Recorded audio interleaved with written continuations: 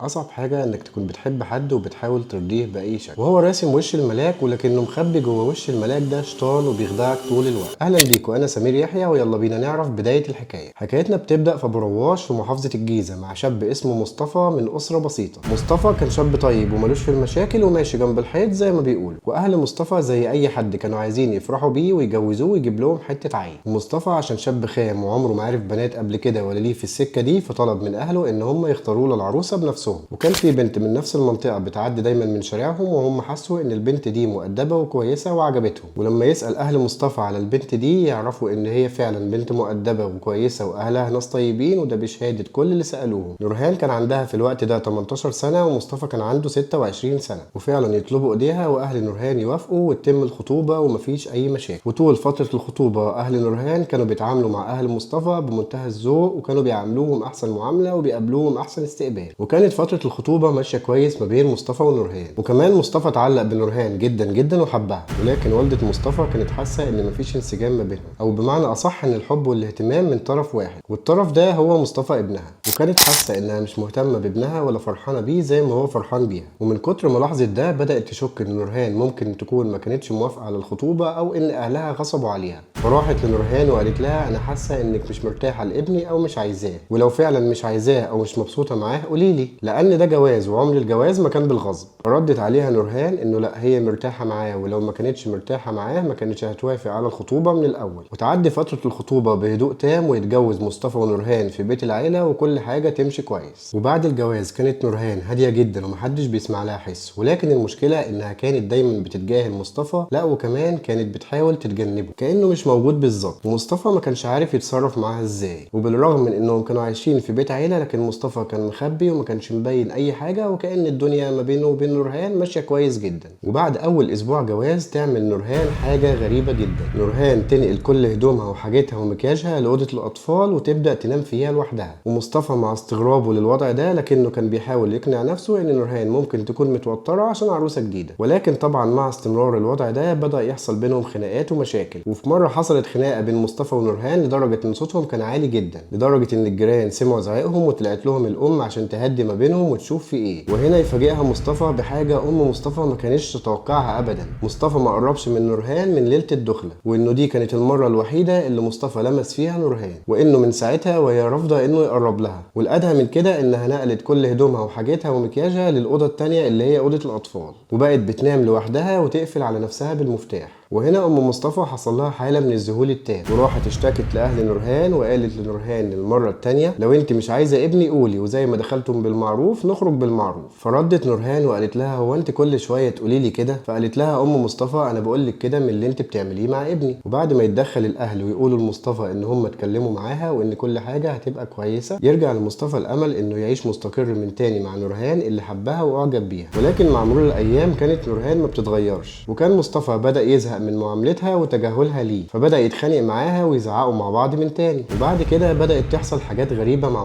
مصطفى كان بيشتغل على الميكروباص بتاع ابوه، ففي مره لقى علبه عصير على التابلو فشربها، وبعد كده بطنه وجعته وزمايله خدوه للمستشفى واكتشفوا انها حاله تسمم. ومره تانية يلاقي سلك الفرامل مقطوع وكان هيعمل حادثه. ومره تالتة يلاقي حد مفضيله زيت الموتور من العربيه. وتستمر الحياه ما بينهم بالشكل ده، ومصطفى على امل انها تتغير، وكان دايما بيقول لنفسه انها ممكن تكون مش متعوده على حياتها الجديده. لحد ما تحصل حاجه غريبه. في مره لقاها قافله اوضتها على نفسها، ولما خبط عليها عشان تفتح له رفض، فقال لها بلاش تعملي كده، ولو انا مزعلك في حاجه قولي، لكن بلاش تقفلي على نفسك الاوضه بالشكل ده. فهي ترد عليه انا كده وهعاملك كده. وطبعا ابوه وامه سمعوا صوتهم فطلعوا عشان يحاولوا يهدوا ما بينهم ويشوفوا في ايه، وبيستغربوا جدا لما يلاقوها قافله على نفسها اوضتها، وبيحاولوا يعرفوا في ايه وبيقولوا لها طب افتحي الباب عشان نتكلم، وهي رافضه. وبعد كده لقوها مش بترد عليهم خالص وهم بيكلموها. ولما قلقوا عليها حاولوا يفتحوا الباب بالعافيه، ولقوا حاجه غريبه جدا. نورهان مش في الاوضه، وشباك الاوضه اللي بتطل على البيت اللي جنبهم مفتوح، ويكتشفوا ان نورهان خرجت من الشباك على البيت اللي جنبهم ومنها على الشارع. طبعا هم بيستغربوا جدا ان هي ازاي قدرت تنزل من الشباك للشارع بالشكل ده، وبيعرفوا انها نطت على سطح البيت اللي جنبهم ونزلت منه للشارع. وتطلب مصطفى من ابو مصطفى انه ينزل يجيبها ويشوف في ايه. ومع استغراب ودهشه الجيران واحد قريب جدا من عيله مصطفى يتكلم معاها ويقول لها يا بنتي ان انت مش هتلاقي ناس زي دول ولا حد طيب زي مصطفى، ويحاول يعقلها. المهم المهم ان مصطفى قال انها ممكن تكون اعصابها تعبانه شويه فياخدها ويروحها لبيت اهلها لحد ما اعصابها ترتاح. مصطفى وهو مستني نورهان تلبس عشان يوديها لبيت اهلها قال لامه حاجه غريبه جدا. قال لها يا امي انا ما اتهنتش ولا فرحت في جوازي، انت عارفه يا امي انا ان شاء الله هبني بيت وهاخدك انت بس تعيشي معايا فيه ومش هاخد ابويا. امه قالت له ليه كده يا مصطفى؟ فيرد عليها مصطفى عشان ابويا مش بيصدقني وعلى طول بيجي في صفها مع ان هي مغلباني وتعباني جدا. فترد عليه ام مصطفى معلش يا ابني بكره ربنا يهديها. وبعدها باسبوع تقريبا تتصل نورهان على مصطفى عشان يجي ياخدها ويروحها البيت. فيروح مصطفى ياخدها فعلا ويشتروا حاجات وهم مروحين ويروحوا على البيت. كده مر حوالي شهرين على الجوازه دي ومصطفى بيعاني جدا مع نورهان وكل حياته خناقات ومشاكل. وبالرغم من انه يعتبر لسه عريس لكن كل حياته كانت عباره عن شغل ونوم. وبعد ما يعدي حوالي 3 اسابيع تاني بالشكل ده، في يوم على الساعه 8 او 9 بالليل كانت ام مصطفى بتغسل هدوم لاخو مصطفى الصغير، وهي بتغسل الغساله عطلت فاخدت الهدوم في طبق الغسيل وقالت تطلع تحطه في الغساله عند نورهان في شقه مصطفى. وفعلا تطلع وتخبط على باب الشقه كذا خبطه ونورهان مش بترد عليها ولا حتى مصطفى. وفين وفين اما نورهان ترد وتفتح لها الباب وتاخد منها طبق الغسيل عشان تحطه لها في الغساله بتاعتها. وهنا يلفت نظر ام مصطفى حاجه غريبه، نورهان قافله على مصطفى الباب. فتقول لها ام مصطفى باستغراب انت قافله على ابن الباب ليه؟ فترد عليها نورهان انها مشغله اغاني ومش عايزه مصطفى يقلق من النوم. وتسيبها ام مصطفى وتنزل على شقتها، لكنها زيها زي اي ام قلبها ما كانش مطمن وحاسه بحاجه غريبه، ولكنها في الاخر تصلي وتنام وتقول لنفسها دي مراته واكيد مش هتعمل فيه حاجه وحشه. وتصحى ام مصطفى تاني يوم الصبح بدري الساعه 8 على غير العاده، لانها متعوده كل يوم انها تستنى لحد ما تصلي الفجر وبعدين تنام وتصحى تاني يوم قبل صلاه الظهر. لكنها في اليوم ده نامت بدري وصحيت بدري. ولما صحت من النوم قالت لابو مصطفى انهم عايزين عيش عشان البيت، فقال لها انه تعبان ومش قادر يقوم وطلب منها انها تنزل تجيب هي. وفعلا نزلت ام مصطفى عشان تشتري هي العيش، لكنها لما نزلت الشارع لاحظت حاجه غريبه، العربيه واقفه مكانها، وده معناه ان مصطفى ما نزلش عشان يروح الشغل، بالرغم من انه كان قايل لها امبارح انه هيطلع ينام عشان ينزل بدري على اكل عيش وانه اليوم ده بيكون فيه شغل كويس. فتكلم ابو مصطفى وتقول له اطلع صح ابنك عشان هم شكلهم سهروا امبارح وما نامش كويس وراحت عليه نوم. وفعلا ابو مصطفى يقوم ويطلع عشان يصحي مصطفى ويفضل ينادي وهو طالع على نورهان ومصطفى، ولكن محدش منهم بيرد